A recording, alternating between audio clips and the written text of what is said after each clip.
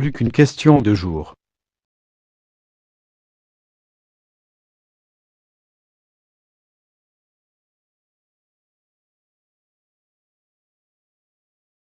Annoncée le 15 octobre dernier, la grossesse de Meghan Markle touche à sa fin.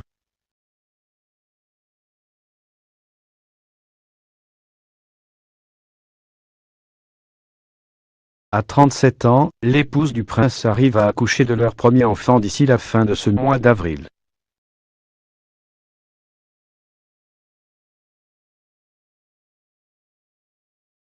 Le couple de Sussex a déjà emménagé à Frogmore Cottage et vient de révéler ses plans après l'accouchement et notamment un départ prévu pour l'Afrique.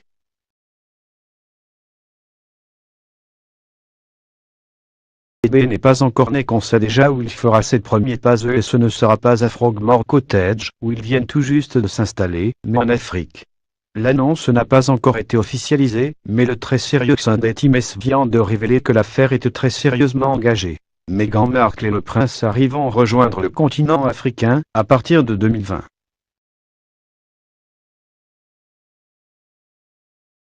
L'Angleterre n'en revient pas.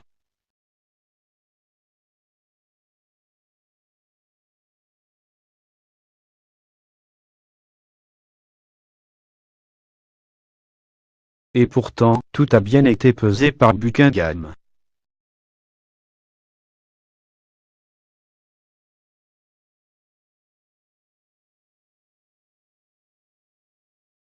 Sir David Manin, ancien ambassadeur de la Grande-Bretagne aux États-Unis et conseiller spécial des princes Harry et William, à la manœuvre, le palais s'est résolu à ce nouveau déménagement, afin de calmer les tensions avec les époux de Cambridge et de contenir l'émancipation des époux de Sussex, qui viennent de signer un partenariat avec la productrice et animatrice de télé américaine Oprah Winfrey.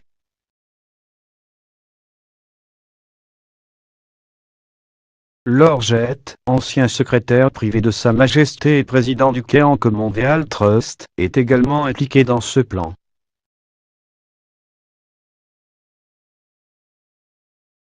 La popularité de Meghan et Harry, déjà promus ambassadeurs de la jeunesse du Commonwealth, doit servir la couronne.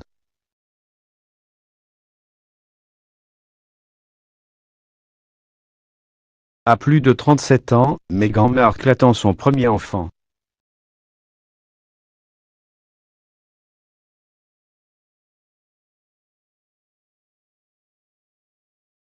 Après des semaines de spéculation, la nouvelle a été officialisée le 15 octobre 2018, alors qu'elle venait d'atterrir en Australie, avec le prince Harry, pour leur premier engagement international.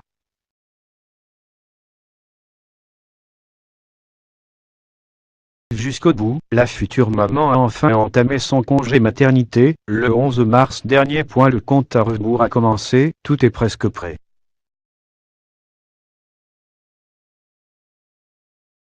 Après avoir loué une ferme dans les Cotswolds, les époux de Sussex ont provisoirement regagné le palais de Kensington, où ils cohabitaient de plus en plus difficilement avec la famille de Cambridge.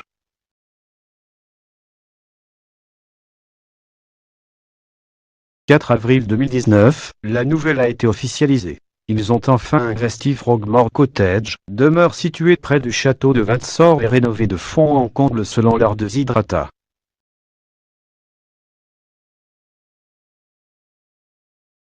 L'émancipation du couple, dissocié de Kate et William par la reine, avait déjà été concrétisée avec la création de son propre compte Instagram, le 2 avril.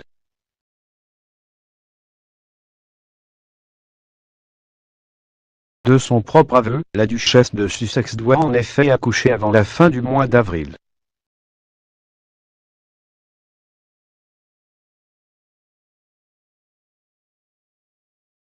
En Markle enceinte 2 mois.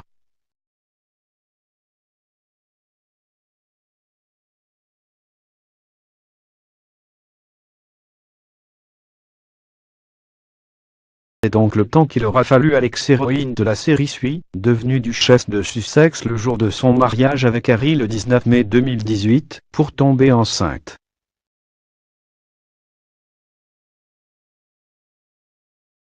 Décidément allé très vite entre le prince et l'ancienne actrice.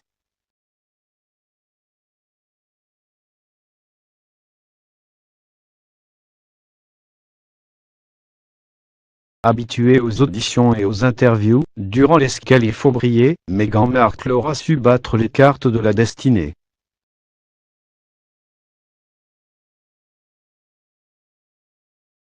Biographie qu'il lui a consacrée, de Hollywood à Buckingham, Andrew Morton, confesseur de Diana dans les années 90, souligne une détermination et un pragmatisme très américain. Le 29 juin 2016, tout juste arrivé à Londres pour promouvoir sa série Suis, Meghan appelle directement l'animateur Piers Morgan pour qu'il l'invite à son talk show Good Morning Britain.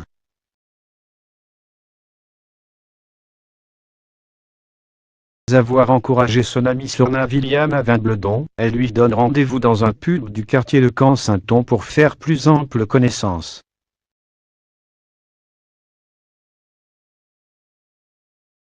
Alors qu'elle vient de marier une amie sur l'île d'Hydra, en Grèce, elle déroule son curriculum vitae et ne cache pas ses futurs projets.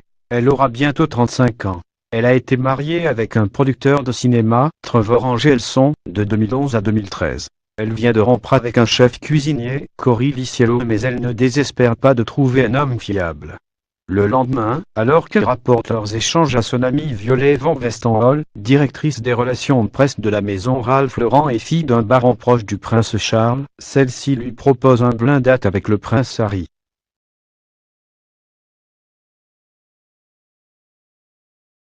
Depuis le début de l'année, le fils cadet de Charles répète qu'il cherche à se fixer sentimentalement.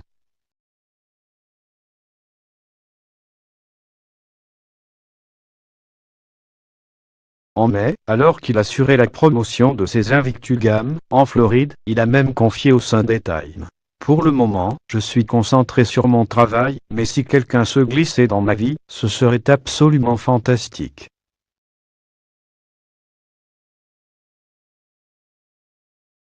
Ne faites pas passer l'idée d'un mariage et d'une famille au second plan.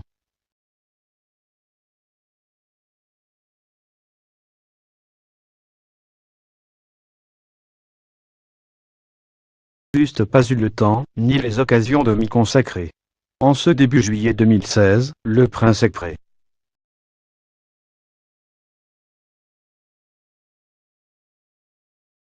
Ambassadeur de marque du très célèbre club londonien Sotheby's, Marcus Anderson, ami canadien de Meghan, leur a réservé un salon privé.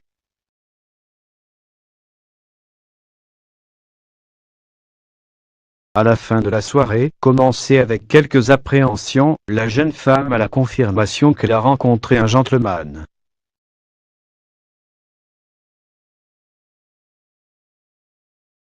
Le 5 juillet, date de son vol retour pour Toronto, où elle tourne Suis, les rendez-vous s'enchaînent.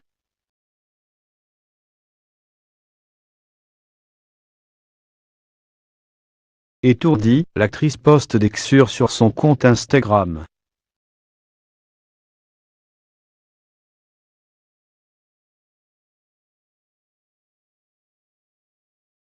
Quand Harry lui propose de se joindre à un safari au Botswana, début août 2016, Meghan, qui connaît elle-même le continent africain pour y avoir mené plusieurs missions humanitaires, n'hésite pas une seule seconde.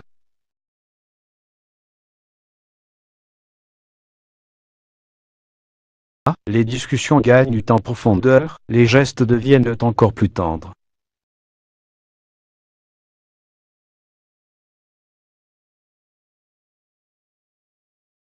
La fascination est mutuelle.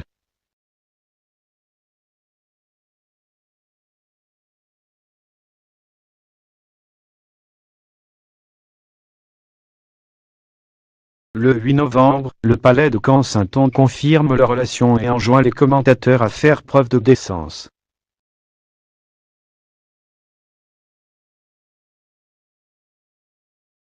Un mois plus tard, les premières photos du couple, surpris dans les rues de Londres, surgissent.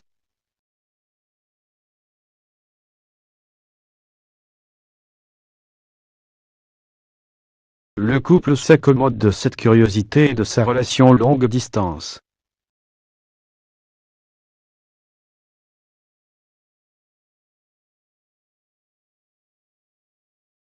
Printemps 2017, Meghan annonce la fermeture de son blog Tétig, ainsi que son retrait des réseaux sociaux.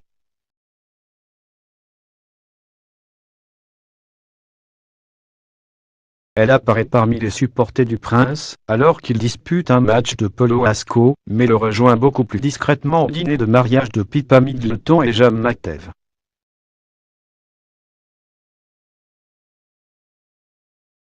Septembre, lors de l'ouverture des Invictus Games de Toronto, le couple se montre moins timide et fait même entrer un nouveau protagoniste dans les téléobjectifs. Doria Ragland, la mère de Meghan.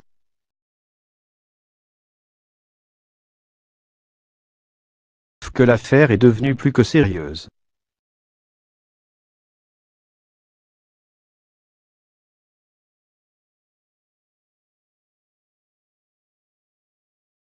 Durant l'été 2017, la compagne du prince a accordé une longue interview à l'édition américaine du Vanity Fair, qui la positionne en bru idéal, à la fois altruiste et détachée du camp, dira-t-on.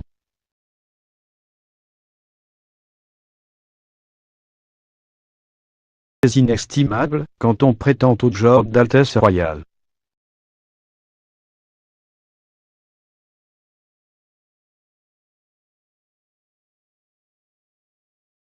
Dans la foulée de cette parution, en octobre 2017, Meghan passe l'audition de sa vie. Théatime avec Elisabeth II à Buckingham.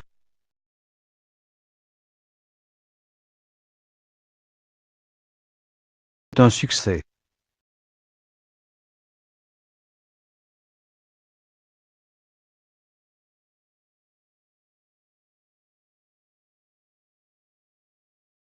Un mois plus tard, en novembre, Harry convoque la presse autour du jardin d'eau de Kensington.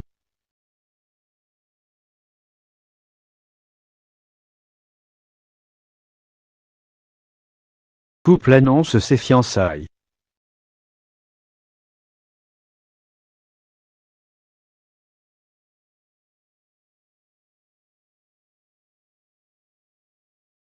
Sera quasiment sans embûche si l'on fait exception des scandales générés par la famille paternelle de Meghan jusqu'à la chapelle Saint-Georges du château de Windsor, où le fils cadet de Charles prend sa belle californienne pour épouse, le 19 mai 2018.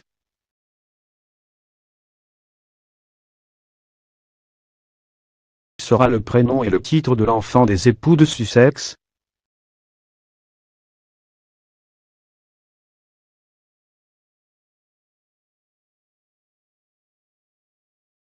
Un sport national en Grande-Bretagne, et une fièvre qui agite les sujets de sa gracieuse majesté à chaque fois qu'une épouse Windsor annonce une grossesse. Les paris sur le sexe, le prénom et le titre du bébé à naître.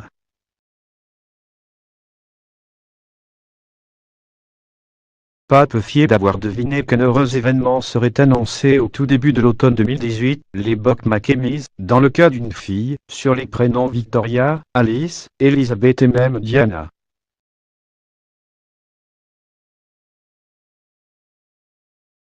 Cas d'un garçon, les prénoms Albert, Arthur, Alexandre ou encore James se distinguent.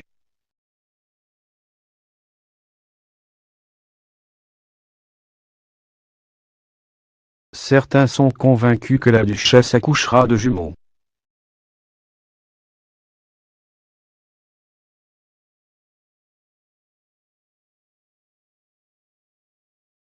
D'autres pronostiquent la naissance plus probable d'une petite fille, suite à une sortie maladroite de Serena Williams face à un journaliste américain.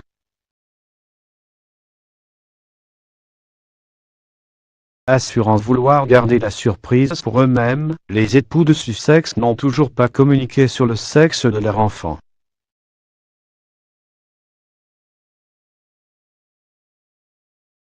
Le titre que portera cet héritier est une affaire un peu plus complexe.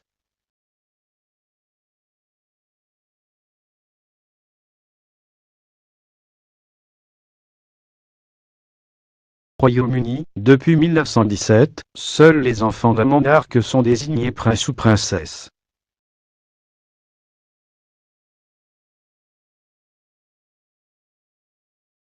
Les petits-enfants du souverain ne sont pas logés à la même enseigne, car le statut de princier se transmet à la seconde génération par les mâles uniquement.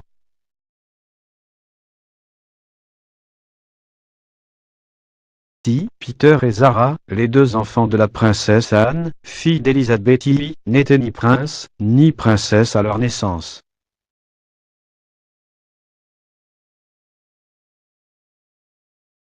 proposé à leur mère de leur accorder un titre de courtoisie, mais Anne et son ex-époux, Mark Philly, ont refusé, voulant préserver leurs héritiers de la moindre contrainte monarchique.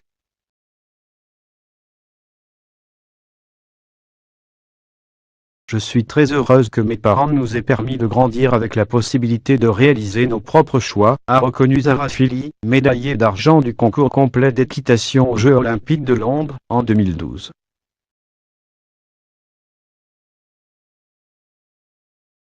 Était princesse, aurait-elle pu s'accomplir en tant que cavalière éméritée professionnelle reconnue dans le marketing?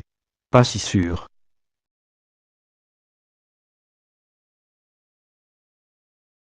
Prince Edward, troisième fils de la reine et comte de Wessex, a lui aussi préféré protéger ses enfants.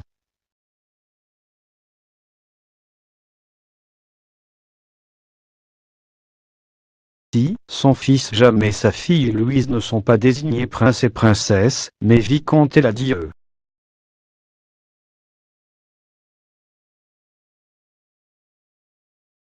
Si George, Charlotte et Louis de Cambridge ont été gratifiés des prédicats de prince et d'altesse royale, c'est parce que le titre pouvait être transmis à l'aîné de William, héritier de la couronne, et que la reine n'a pas souhaité faire de différence au sein de la fratrie.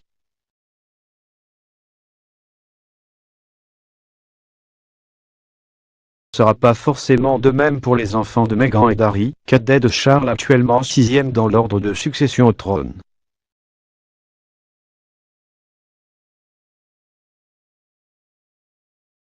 La descendance des époux de Sussex devrait se contenter des titres de Lord ou de Lady.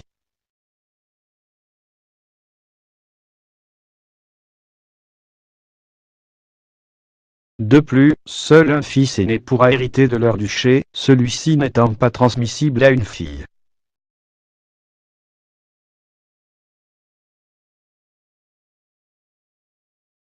Règle sexiste pourrait changer par décret royal.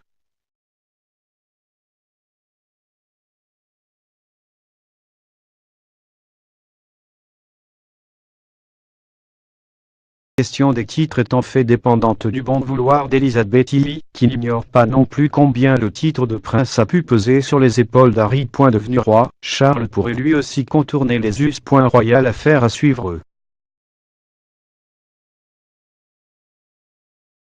Où la duchesse de Sussex va-t-elle accoucher?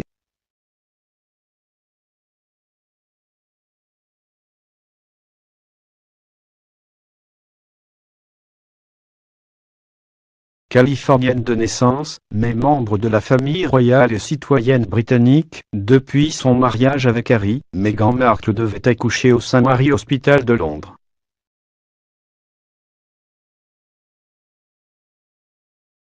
Le personnel a été prié de se rendre disponible en avril. C'est là-bas que Diana, princesse de Galles, a mis au monde les princes William et Harry, en 1982 et 1984.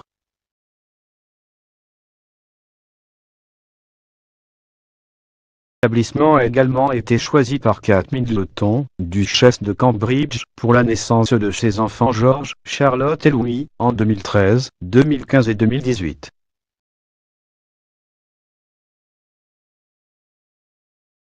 Sa sœur Pippa, enceinte de son premier enfant, y a fait, elle aussi, tout son suivi de grossesse.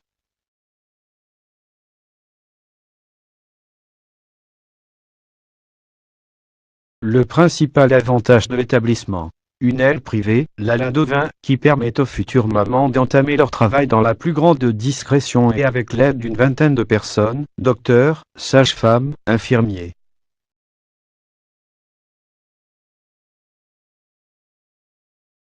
L'entrée est on ne peut plus sélective. Il faut en effet débourser 5 918 € pour les 24 premières heures suivant une naissance naturelle et 7 655 € pour un accouchement par césarienne, auquel il faut ajouter 1 310 € pour chaque nuitée supplémentaire.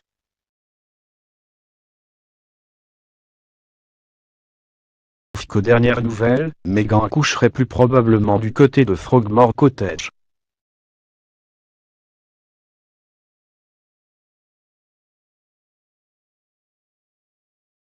La duchesse aurait même choisi ses propres médecins, reléguant ceux de la reine au rang de simples observateurs. Certains avancent le Frimley Hospital Park comme lieu de sa délivrance.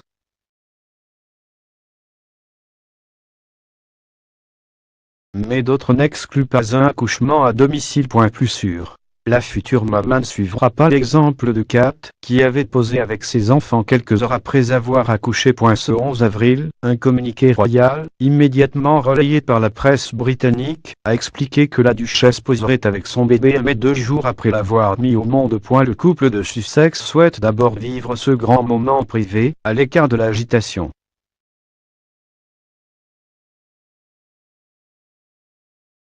Il semble désormais assez clair que le compte Instagram des époux sera le premier relais de diffusion de la photo.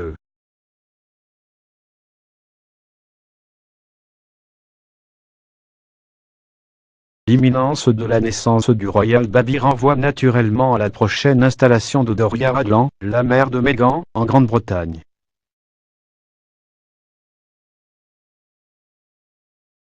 Cette dernière vient d'ailleurs tout juste d'arriver à Londres.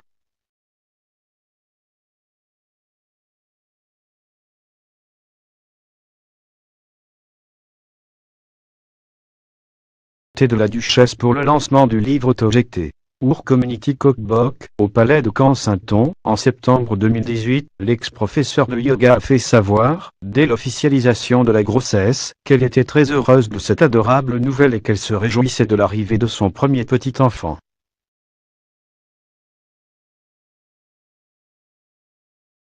Grande absente de la Baby Show new-yorkaise organisée en l'honneur de sa fille, en février, la future grand-mère aurait ses appartements à Frogmore Cottage.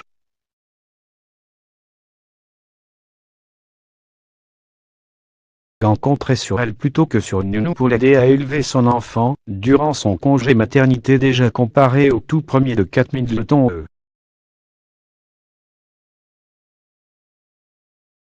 D'abord grandir le Royal Baby.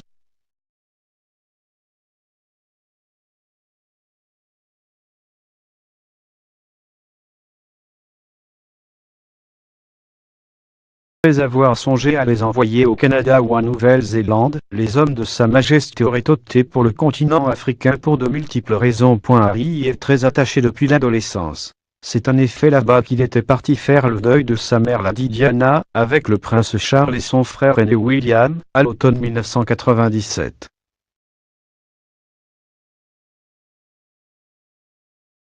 Le prince a vécu une année de césure au Lesotho, en 2004, et, au cours des étés 2016 et 2017, il a emmené Meghan au Botswana, pays où ils ont pu séjourner en amoureux sans la pression des paparazzis.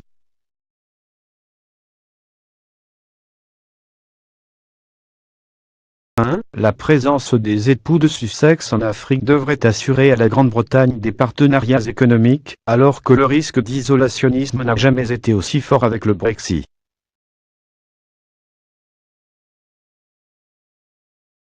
Le séjour du duc et de la duchesse au Maroc, fin février, allait déjà en ce sens. Le couple résiderait sur le continent africain, durant 2 ou 3 ans.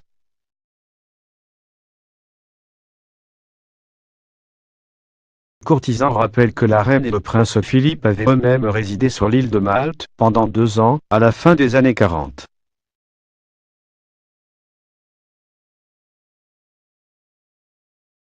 Plus belles années de leur vie de couple.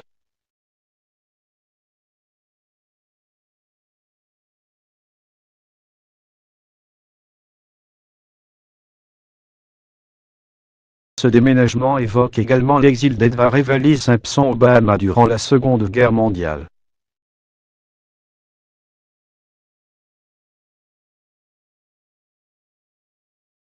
Embarrassés par leur lien avec certains dignitaires nazis, George VI, le père d'Elizabeth II, leur avait accordé la gouvernance de l'archipel, afin de les tenir à distance du Royaume-Uni comptant parmi les forces alliées.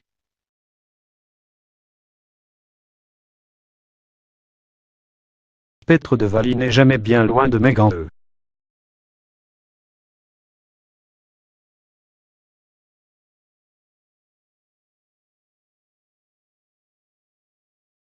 Du côté de Buckingham, on ne cache pas qu'il s'agit de maîtriser et de rendre profitable la Sussex Mania.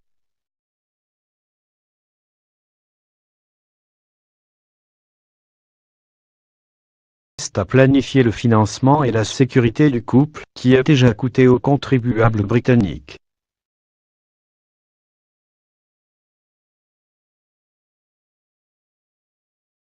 Simon Caz, secrétaire privé du prince William et ancien collaborateur de David Cameron et Theresa May, plancherait là-dessus une sacrée surprise de Pâques.